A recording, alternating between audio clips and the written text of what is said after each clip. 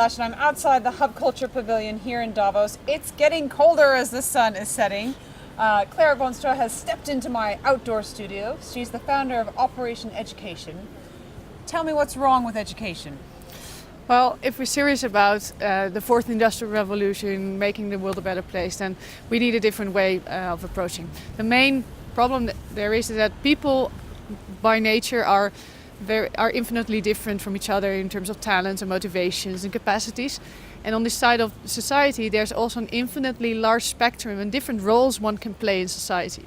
But what we currently do is put a very narrow funnel in between these infinitely large worlds, and actually only capacities aimed at giving the correct answer at a limited amount of standardized tests and a limited amount of subjects define whether you can go on or not, even define if you are higher or lower. And that has some pretty devastating effects on people. And we need a completely different approach in the foundations. So before we get to solutions, what do you think some of the goals of education should be? Given where we're going in a world where artificial intelligence grows in terms of what it can accomplish, what do human beings need to be able to do? Yeah, for me, the true purpose of education is to unleash each and every person's unique and infinite potential and learn how to make that valuable for society, for a better society actually. And so how do you do that?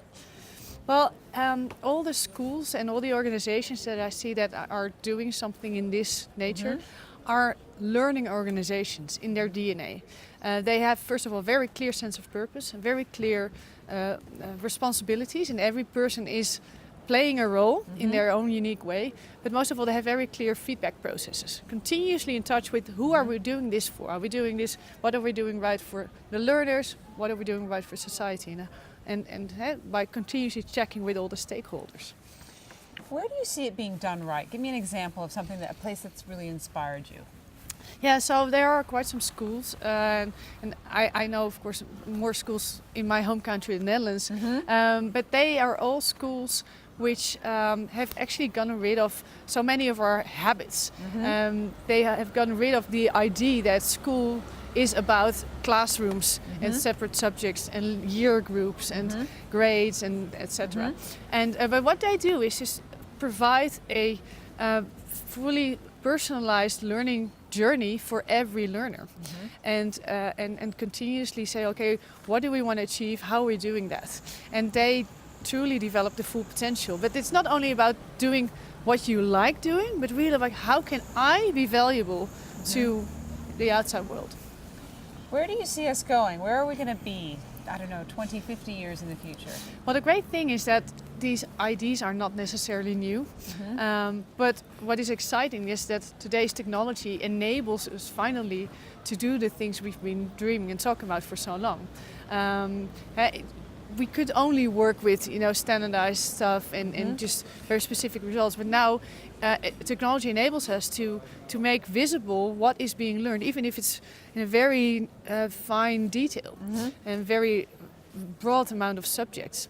So that is a very important enabling factor. And of course the fact that knowledge is not a scarcity anymore and that you can have your knowledge available everywhere. It's more about learning how to use this knowledge in a valuable way and how to continuously improve. So I see this going that indeed we will have personalized learning trajectories for everybody. And that it's if we could really, on top of that, learn much more what it means to be human, because what makes us human will make us stand out from all the robots and computers and artificial intelligence.